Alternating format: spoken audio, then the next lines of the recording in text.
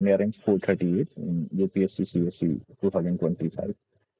Today, I will be sharing my journey, what I learned in my attempts, and what worked for me. So, I will just give a brief introduction about myself. So, I have done my graduation and master's in political science, graduation from DU, and then master's from JNU. In and after my master's, I started preparing for UPSC, and this was my fourth attempt.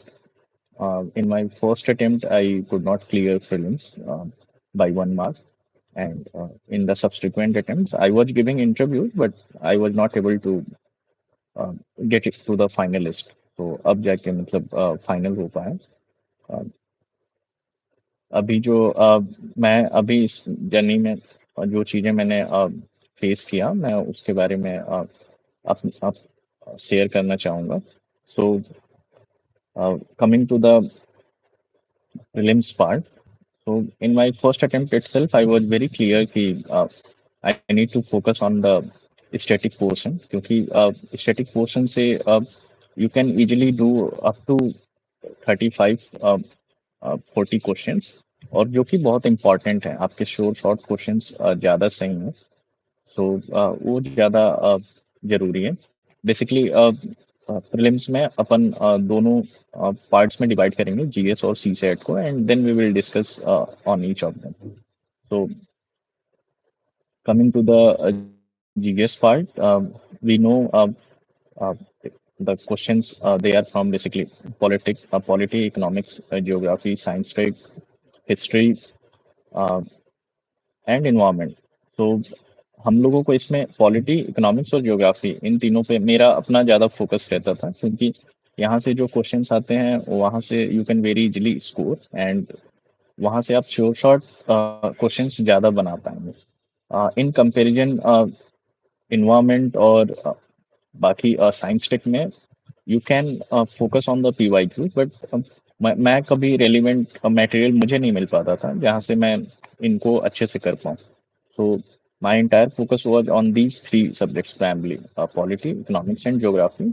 Although मैं सब सारी subjects ही पढ़ता था, but इनको मैं ज़्यादा scoring के तरीके से देखता था. So coming to the book resources part, मैंने वही रिसोर्सेज फॉलो किए हैं जो मोस्टली टॉपर्स ने जो कर रखा है. द पॉलिटी के लिए लक्ष्मीकांत, इन्वायरमेंट के लिए Shankar IAS, geography NCERT. History में मैंने ज़्यादा सोर्सेज फॉलो किए हैं, but we know that history का कॉस्ट बेनिफिट उतना अच्छा नहीं होता है. तो मैंने ज़्यादा फोकस पॉलिटी, इकोनॉमिक्स और ज्योग्राफी पे रखा था. साइंस टेक के लिए मैंने बेसिकली पीटी 365 ही देखता था मैं. तो ये मेरे ब्रॉड मेजर रिसोर्सेज यही रहे हैं. इसके अलावा कमिंग टू द इसके अलावा पीवाईक्यूज आई गेस सबसे ज़्यादा इम्पोर्टेंट हो जाएंगे क्योंकि उससे एक आपको ब्रॉड आइडिया मिल जाता है कि आप किस तरीके से क्वेश्चन को अटेम्प्ट करने वाले हैं और कहाँ से क्वेश्चंस पूछे जा रहे हैं. तो पीवाईक्यू से हमें एक कुछ चीज़ें देखनी पड़ेंगी, कैसे थीम्स कौन से हैं जहाँ से क्वेश्चंस रिपीट हो रहे हैं. दूसरी बात ये है कि ऑप्शंस कैसे सेट किए जा रहे हैं. फॉर एग्जांपल 22 में पेयर वाले क्वेश्चंस इंट्रोड्यूस हुए थे जिसमें आपको 100% इंफॉर्मेशन होनी चाहिए. There is not going to be any elimination trick there family. तो पेयर वाले क्वेश्चंस अब 22 से ही देखे जा रहे हैं. तो इस चीज़ों को हमें पीवाईक्यू से देखना होगा और ब्रॉड थीम्स देखने होंगे कि कहाँ से सवाल आ रहे हैं. तो ये है मेजर पीवाईक्यू का रेलिवेंस जो है, and specially we will have to look at the options क्योंकि वो ऑप्शंस अगले साल क्वेश्चंस बन के आ जाते हैं. तो ऑप्शंस को भी हमें थोड़ा देखना पड़ेगा, उस पर रिसर्च करनी पड़ेगी हल्की बहुत कि स्पेशली जो इन्वायरमेंट वगैरह के जो क्वेश्चंस होते हैं या साइंस टेक में जो क्वेश्चंस होते हैं उन वाले एस्पेक्ट्स पे. सो these were the resources aspect. Now coming to the part where हम prelims का क्वेश्चन अटेम्प्ट कैसे कर रहे हैं, उसमें I guess what is important is कि हम जानते हैं कि हम तीन, मैं जैसे पर्सनली तीन पार्ट में करता हूँ. पहले उन क्वेश्चंस को जो मुझे 100% आता है, विच इज अराउंड अगर 35 to 40 क्वेश्चंस हैं, अगर मुझे आ रहे हैं then I become very confident कि ये पेपर हो सकता है। दूसरा एस्पेक्ट होता है 50-50, जिसमें हमें we have to take chance. और तीसरा एस्पेक्ट जो होता है जो हम हंच पे मारते हैं। तो ये 3 पार्ट में हम प्रीलिम्स के पेपर को करते हैं। नाउ माय फोकस इज कि ज़्यादा से ज़्यादा मैं श्योर शॉट वाले क्वेश्चंस कर पाऊँ, क्योंकि उससे मेरे चांसेस जो हैं वो काफ़ी अच्छे हो जाते हैं, रेदर देन क्योंकि 50-50 में मेरा पर्सनली क्वेश्चंस मेरे ज़्यादा गलत हो जाते हैं। कई लोगों का 50-50 में बहुत अच्छा वो अटेम्प्ट करते हैं, एंड नाउ हंच वाले जो क्वेश्चंस होते हैं वो मेरे ज़्यादा सही होते हैं। सो ये आपको मॉक टेस्ट लगा के फाइंड आउट करने होंगे कि आप कितने कैसे किस तरीके से सवाल को कर पाए। And as per that part कि हम टोटल कितने क्वेश्चंस अटेम्प्ट करने चाहिए, नाउ ये हम मॉक टेस्ट से ही पता कर पाएंगे कि हमारे यूजुअली क्वेश्चंस कितने गलत हो रहे हैं, क्या एक्यूरेसी रेट है हमारी। जैसे I personally attempt around 95 questions, और मुझे पता है कि मेरे 30 से 35 गलत होने ही होने हैं। तो वो मार्जिन मुझे रखना पड़ता है ताकि मेरा जो नेट स्कोर हो वो 100 प्लस हो, सो डैट एक सिक्योरिटी रहे कि अगर कुछ क्वेश्चंस के आंसर्स अनएक्सपेक्टेड आ भी रहे हैं तो मैं एटलीस्ट फिल्म्स में फेल ना हूँ। तो ये एस्पेक्ट होता है पेपर अटेम्प्ट करने करने कैसे। And this is about the GS part. C SAT में अब जैसा हम जानते हैं कि लास्ट कुछ ईयर्स से स्पेशली द 23 का जो सी सेट आया था वो काफ़ी टफ था। Many of my I I T friends even they could not clear. तो उसमें हमें थोड़ा सा केयरफुली देखना होगा सी सेट को। जैसे मैं पर्सनली अराउंड 10 से 15 एफ एल टी लगा के जाता हूँ सी सेट का, ताकि थोड़ा प्रैक्टिस रहे और उसको बहुत लाइटली नहीं लेना। And coming to the paper at attempting part, जैसे 80 क्वेश्चंस दे रखे हैं तो मैं 50 से 55 के बीच में सवाल करता हूँ, जिसमें 27 कॉम्प्रिहेंशन होता है। वो मैं सारे ही अटेम्प्ट करता हूँ, और उसके अलावा जो 27 के अराउंड मैथ्स और रीजनिंग इन दोनों को मिला के मैं करता हूँ। अगर इनमें मार्जिन, अगर हम एरर का मार्जिन 15 क्वेश्चन तक भी मेरे गलत हो जाते हैं then also I will be able to clear C SAT. तो ज़्यादा अटेम्प्ट करने से आपकी मार्जिन जो आपको एक सेफ्टी रहता है कि अगर आपके सवाल गलत हो भी रहे हैं तो भी नेट क्वेश्चंस आपके कट ऑफ को क्लियर करवा देंगे। तो ये सी सेट का एस्पेक्ट है। एंड पेपर को अगर आप ध्यान से देखें तो यूपीएससी या तो कॉम्प्रिहेंशन अगर टेढ़ा आ रहा है तो लॉजिकल रीजनिंग और मैथ्स में कुछ क्वेश्चंस बहुत इजी होंगे। सो सी सेट इज अबाउट उस गेम की बात है कि आप कैसे अटेम्प्ट कर रहे हैं, दैट इज मोर इम्पोर्टेंट।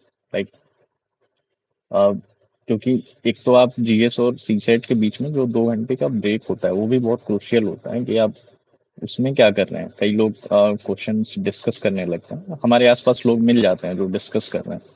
सो अब हम भी अगर हम सुन भी रहे हैं तो भी हमारा ध्यान उस तरफ जाता ही जाता है। तो we need to avoid that also. वो 2 घंटे भी बहुत क्रूशियल हैं क्योंकि वो एक गेम चेंजर हो सकते हैं। इसके अलावा सी सेट में जब हम अगर मैथ्स और लॉजिकल रीजनिंग की बात करें तो प्रैक्टिस करते टाइम भी हमें कुछ टॉपिक्स ऐसे सोच के रखने चाहिए, जैसे नंबर सिस्टम, सिलोजिज्म। इन टॉपिक्स से हम जैसे अगर क्वेश्चंस आ जाए तो इनसे कोई गलती नहीं होनी चाहिए। तो ये बहुत इंपॉर्टेंट एस्पेक्ट है सी सेट का कि आप 80 के 80 क्वेश्चन एग्जाम हॉल में देख पाएँ।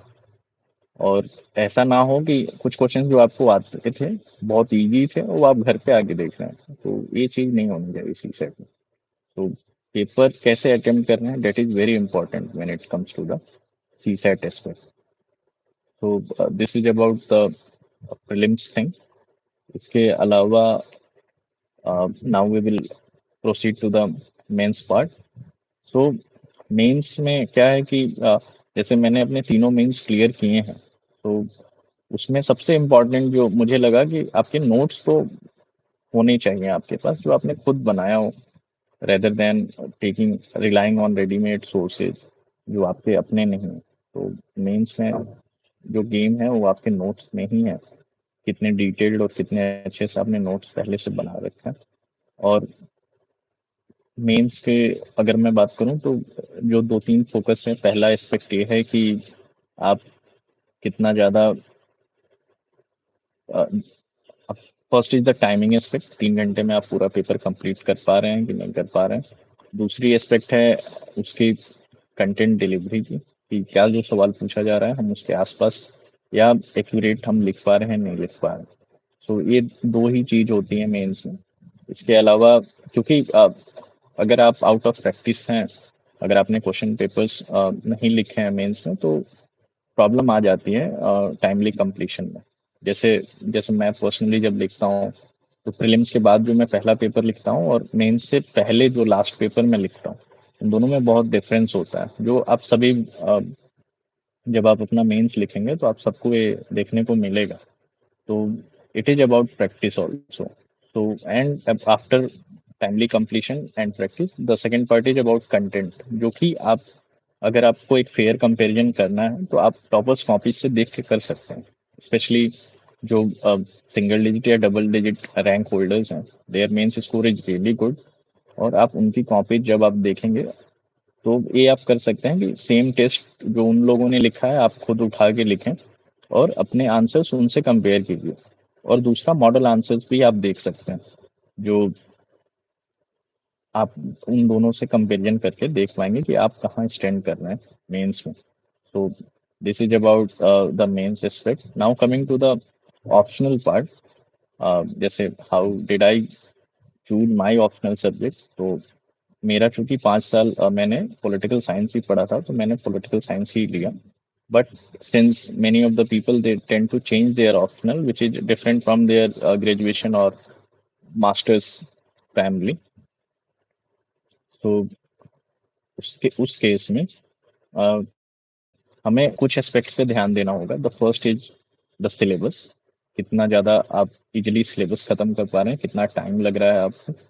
जो दूसरा एस्पेक्ट है वो ये है कि क्या आप सिलेबस के बाद क्या आप डिलीवर कर पा रहे हैं, क्या आप उस आंसर अपने राइटिंग में उस चीज़ को लेके आ पा रहे हैं कि नहीं ले आ पा रहे हैं। तो ये दो एस्पेक्ट जो हैं ये ऑप्शनल चूज करने में काफ़ी ज़्यादा ही इम्पोर्टेंट है।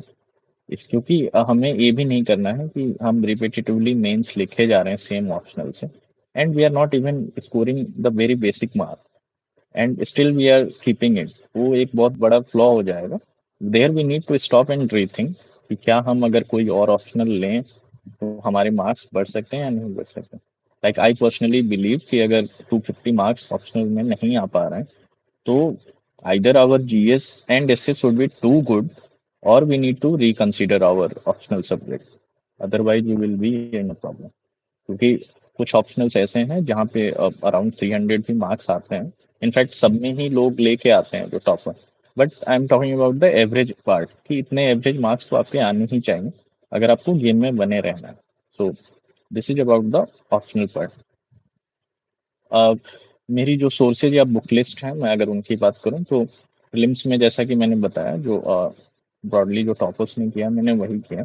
मेंस में क्योंकि मैंने कोई फाउंडेशन कोचिंग नहीं की थी, तो मैंने मेंस के लिए ओरिजिनली वनली आईएएस का प्रहार बुकलेट आता है, मैंने उसको देखा था। अ, उससे मेरे बेसिक नोट्स मैंने बनाए थे। इसके अलावा मैंने कुछ एडिशंस भी किए थे, जो सिविल्स डेली के एक्स फैक्टर नोट्स आते हैं, they are also I they that also I found good. तो मैंने उससे भी कुछ नोट्स एडिशन किए हैं। और मैंने विजन के भी जो मटेरियल्स हैं मैंने वो भी देखे। तो we need to scramble for resources, जब अगर अगर आपने फाउंडेशन कोचिंग नहीं किया है तो, क्योंकि आपके नोट्स तो बने होने ही चाहिए। बीट जैसे I am in films also, काफ़ी लोग नोट्स नहीं बनाते हैं, मैं फिल्म्स के भी नोट्स बनाता हूँ, क्योंकि it gives me a very relaxing time, ताकि मैं पैनिक ना करूँ। जब नोट्स होते हैं खुद के बनाए हुए तो हमें लगता है कि हम खुद बना रखे हैं तो हम इसको जल्दी कर लेंगे। तो that is about the notes aspect, and that goes for mains also. जब हमारे पास नोट्स होंगे तो हम उसको जल्दी से जल्दी कवर कर पाएंगे। तो दैट इज वाई ये इम्पॉर्टेंट है। So and after a basic notes have been prepared, आप उस पर वैल्यू एडिशन कर सकते हैं। आप मॉडल आंसर से कर सकते हैं, आप टॉपर्स कॉपी से कुछ उठा के देख सकते हैं, आप डायग्राम्स फ्लो चार्ट्स ये सब ऐड कर सकते हैं, but only after you have got a basic notes. So this is about the note making. I think someone asked whether I'm working. So I was not working before, but I got appointed as a district youth officer in My Bharat organizations, and I was selected by the under the Pratibha Setu portal on the basis of my 2023 interview. So earlier I was not working, and even in this attempt, after mains only I got this job. So the next question is answer point wise लिखें या flow chart diagram निकालना चाहिए. So I I can say it's about the representation aspect. तो अगर आपको लगता है कि अगर आप फ्लो चार्ट्स या डायग्राम्स उस आंसर में ला सकते हैं, so definitely you should go for it. मैं भी कोशिश करता हूँ कि जिन टॉपिक्स पे मैं बना सकता हूँ मैं उनमें जरूर बनाता हूँ. So I am just going through the questions, and then I will address them.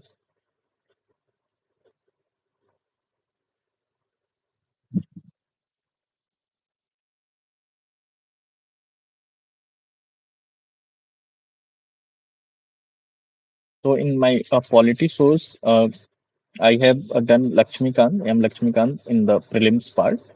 And along with that, initially I had read the Indian Constitution at Work, जो क्लास 11th की बुक है. और 12th में politics in India since independence है, उसके जो शुरू के 4 चैप्टर्स हैं मैंने वो पढ़े थे, क्योंकि वहां से क्वेश्चंस आ रखे थे. So this was for the prelims part. Mains में मैंने ओनली आईएएस और एक्स फैक्टर नोट्स से यहाँ से कुछ एस्पेक्ट्स जो प्रीलिम्स में नहीं कवर हुए हैं मैंने उनको ऐड किया था. एंड मेरी नोट मेकिंग मैंने स्टैंडर्ड बुक्स से ही की थी. लेक्चर्स देख के आई am not very comfortable making notes from lectures, तो मैं नोट्स से ही देख के कर मतलब मैंने उसको बना रखे हैं.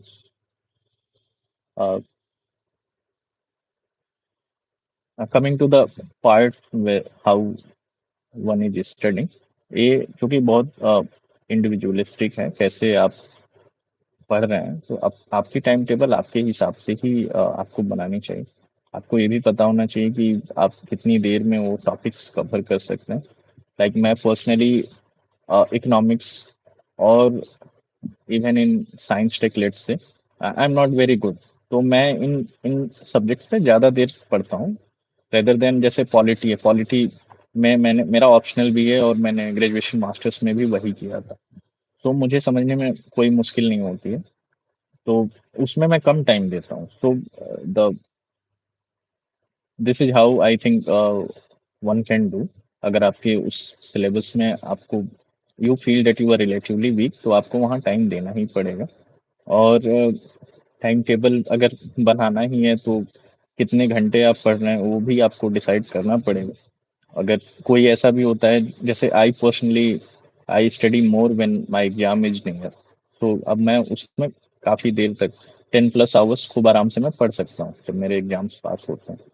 But let's say some people they tend to get very anxious, they panic when the exam is near. तो अगर आपको पता है कि आपके साथ ऐसा हो सकता है, तो आपको पहले से ही वो कॉन्सिस्टेंट डेडिकेटेड स्टडी करनी चाहिए. क्योंकि लास्ट में जाके आप हम सभी पैनिक करते हैं, but some people they are not able to hold themselves. तो उस लिहाज से आपको अपना टाइम टेबल पहले से बना के रखना चाहिए. तो and I personally think that 6 से 8 घंटे मिनिमम मिनिमम या 6 से 8 घंटे तक तो रखना चाहिए ऑन अ डेली बेसिस, ताकि आप लूज ना कर रहे हैं.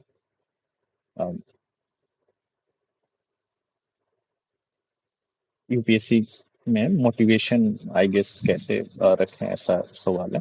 तो basically I personally think that कोई भी मोटिवेशन एक शॉर्ट टर्म का ही प्रोसेस होता है. It won't last for very long. तो आप ज़्यादा फोकस हमें अपने डिसिप्लिन पे रखना चाहिए कि क्या हम डेली अपना जो टारगेट्स हैं क्या उनके आसपास पहुंच पा रहे हैं. Even if we are not able to complete this, तो भी एक अगर हम डेली लेट से अगर हम लाइब्रेरी जाते हैं, तो क्या हम वहां जाके 6 से 8 घंटे दे पा रहे हैं, नहीं दे पा रहे हैं.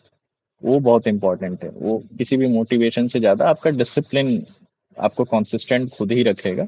And you will be serious on your own. उसमें आपको फिर दिक्कत नहीं आएगी. एंड हमें जो उसके आउटपुट्स जो होते हैं वो हमें इनिशियली नहीं पता चलता है, बट क्यूमुलेटिवली जब आप लास्ट में जाएंगे तो वो आपको खुद दिखेगा how better prepared you are in comparison to your peer group.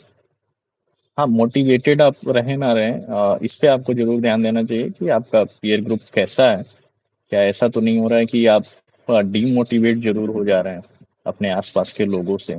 वहाँ आपको आई गेस अपनी फ्रेंड सर्कल और पीयर ग्रुप पे भी ध्यान देने की ज़रूरत है। क्योंकि ऑलरेडी एग्ज़ाम के अराउंड एक हाइप है और आई गेस वो फ़ियर जो है जेन्युइन भी है, क्योंकि जो कैंडिडेट्स हैं और plus the number of candidates which are applying and the ratio of seats वो इतना ज़्यादा ही कम है। उस केस में आप और ज़्यादा नेगेटिव साइड पे ना ही जाएँ तो ज़्यादा बेहतर होगा। खुद को थोड़ा पॉजिटिव रखना ही चाहिए। तो अपने पीयर ग्रुप का भी थोड़ा ध्यान देना चाहिए। यूपीएससी की तैयारी के लिए दिल्ली जाना आई गेस ऐसा ज़रूरी नहीं है। मेरे काफ़ी फ्रेंड्स हैं जो बिना दिल्ली आए भी उन्होंने एग्ज़ाम क्रैक किया। प्लस आजकल जो ऑनलाइन रिसोर्सेज अवेलेबल हैं या फिर even toppers they share their strategies via Telegram channel, तो इससे आपकी काफ़ी प्रिपरेशन ईज़ी भी हो जाती है। तो अ, दिल्ली आने ना आने से बहुत ज़्यादा आई गेस इम्पैक्ट नहीं पड़ेगा। आप दिल्ली सीधे इंटरव्यू देने ही आइए, तो वो ज़्यादा बेहतर है।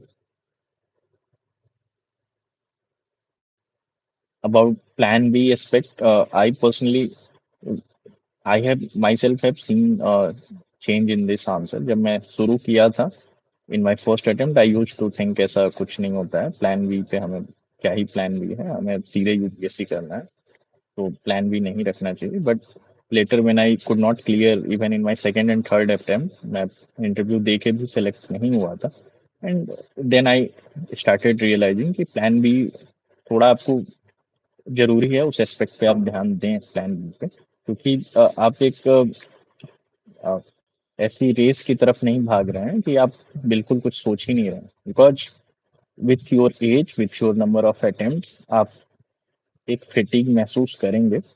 You are not going, your will power itself it will start to weak हो ही सकता है अगर आप सक्सेस नहीं देख पा रहे हैं तो। तो आई पर्सनली बिलीव कि प्लान बी होना चाहिए, और ये ना हो बस कि आपका प्लान बी जो है वही आपका प्राइमरी प्लान हो जा रहा है। So plan B should not become plan ए।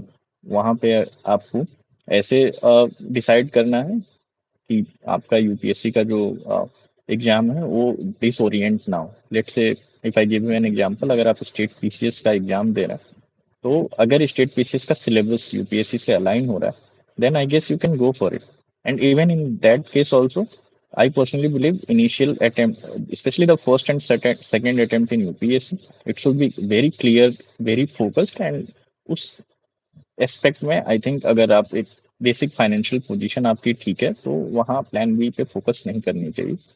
उसके बाद भी अगर फर्स्ट सेकंड में भी सक्सेस नहीं मिल रहा, then I can then one can think कि आप आगे देखें, but initial attempt should be fully focused, और आपकी पूरी कोशिश ये रहनी चाहिए कि आप यहीं प्रोसेस को खत्म कर दें, क्योंकि स्ट्रेच करना भी ठीक नहीं है कहीं से।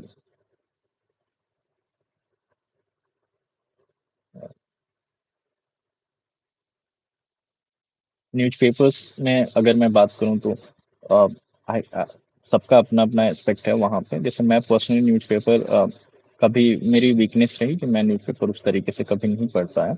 मैं न्यूज़पेपर केवल अपने मेंस के रिजल्ट वाले दिन से इंटरव्यू के दिन तक ही पढ़ता हूँ। तो मैं काफ़ी ज़्यादा इसका मुझे प्रॉब्लम होता है कि मैं अपडेटेड काफ़ी नहीं रहता हूँ। But that aspect I try to supplement by the magazines primarily, current affairs magazine. तो मैं पर्सनली विजन का पीटी 365 फॉर प्रीलिम्स और मेंस 365 फॉर मेंस, इन दोनों को मैं यूज करता हूँ। इसके अलावा जो है मैं प्लेसेज इन न्यूज की वीडियोस देख लेता हूँ, ताकि उसमें भी अगर कुछ करंट अफेयर्स कवर्ड हो तो मैं उसको कवर कर सकूँ। And regarding since prelims is approaching, so there I will say कि हमें भी एक हमें बहुत ज़्यादा हमारे अंदर से ये आता है कि हम ये रिसोर्सेज देख लें, हम वो पढ़ लें। मेरे अंदर भी होता है, even after interviews, even after selection मैंने अपने फ्रेंड्स को भी देखा है, वो भी ज़रूर मतलब ऐसा देखते हैं। बट उस केस में आपको खुद को थोड़ा कंट्रोल रखना होगा, एंड ट्रस्ट मी, अगर आपका स्टैटिक पार्ट बहुत अच्छा है तो आपको बहुत ज़्यादा घबराने की ज़रूरत नहीं है। आप वहाँ उसको मल्टीपल रिवीजन से आप अपने प्रीलिम्स को काफ़ी अच्छा कर सकते हैं। तो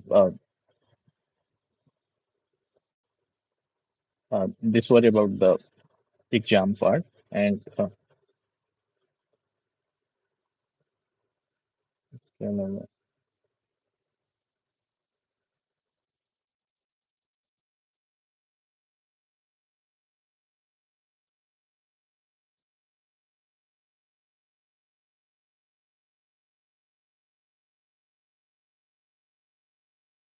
कितने टाइम का करंट अफेयर्स पढ़ना चाहिए, in that I will say कि last 1 year current affairs, I think you should go through it, and specially in last 1 year में भी जो लास्ट 6 मंथ्स के करंट अफेयर्स हैं वो थोड़े इंपॉर्टेंट हो जाते हैं, क्योंकि वहाँ से चांसेस क्वेश्चन आने के चांसेस ज़्यादा रहते हैं वहाँ पे। अ, जैसा कि मैंने बताया, न्यूज़पेपर्स और मैगजीन्स में if one is going through it regularly तो काफ़ी ठीक बात है। अदरवाइज आपको मैगजीन से तो उसको सप्लीमेंट कर लेना चाहिए, because current affairs is important, B it prelims और बी इट मेंस, तो आपको कहीं ना कहीं से उसको कंप्लीट तो करनी चाहिए। रिगार्डिंग कोचिंग कितनी इम्पोर्टेंट है, आई गेस मैंने इन माय पर्सनल केस मैंने फाउंडेशन कोचिंग नहीं किया, लेकिन मैंने टेस्ट सीरीज और इंटरव्यू के दौरान मैंने लगभग लगभग जितने मेजर कोचिंग्स हैं सब में ही मैंने गया हूँ। टेस्ट सीरीज अगर किसी कोचिंग से लेनी है तो आई मैंने पर्सनली ज्वाइन कर रखा है, मैंने फोरम की एमजीपी देख रखी है, और सिविल्स डेली का जो स्मैश मेंस प्रोग्राम है मैंने उसमें ज्वाइन कर रखा था। तो टेस्ट सीरीज भी मैंने ट्राई किए हैं कोचिंग्स में, एंड आई थिंक मोर और लेस सारे ही ठीक ठाक ही हैं आपके प्रैक्टिस के लिए। एक्चुअल एग्जाम में तो कितने क्वेश्चंस मेंस में स्पेशली डिपेंड करता है किस कितने क्वेश्चंस रिपीट हो रहे हैं, क्या हो रहा है। तो मैंने तो टेस्ट सीरीज ज्वाइन कर रही थी कोचिंग्स में। कब से ज्वाइन करें?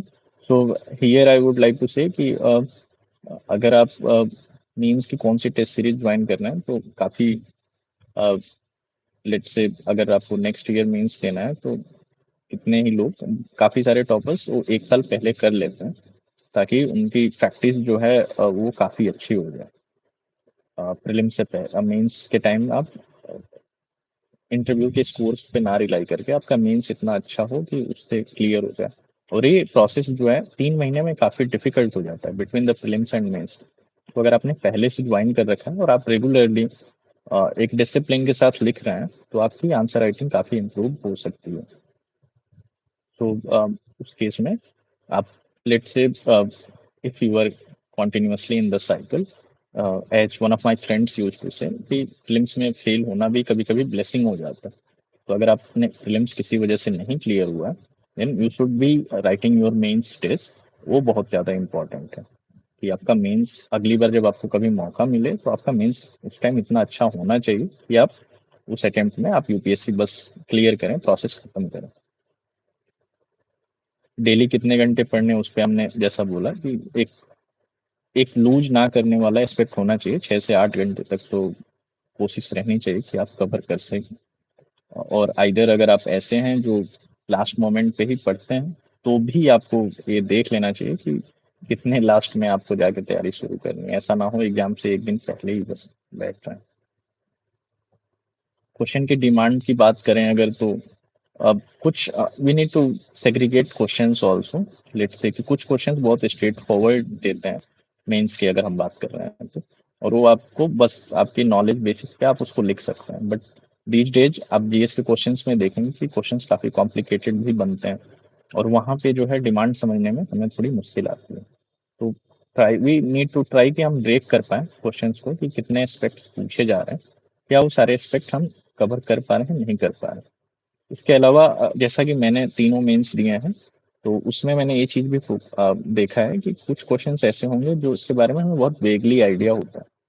तो what I do personally is, जैसे मेंस में टाइम डिवीजन जो है 10 मार्कर्स के लिए जो है 7 मिनट्स एंड 15 मार्कर्स के लिए 11 मिनट, तो दिस टोटल्स टू 3 आवर्स ऐसा हो जाता है।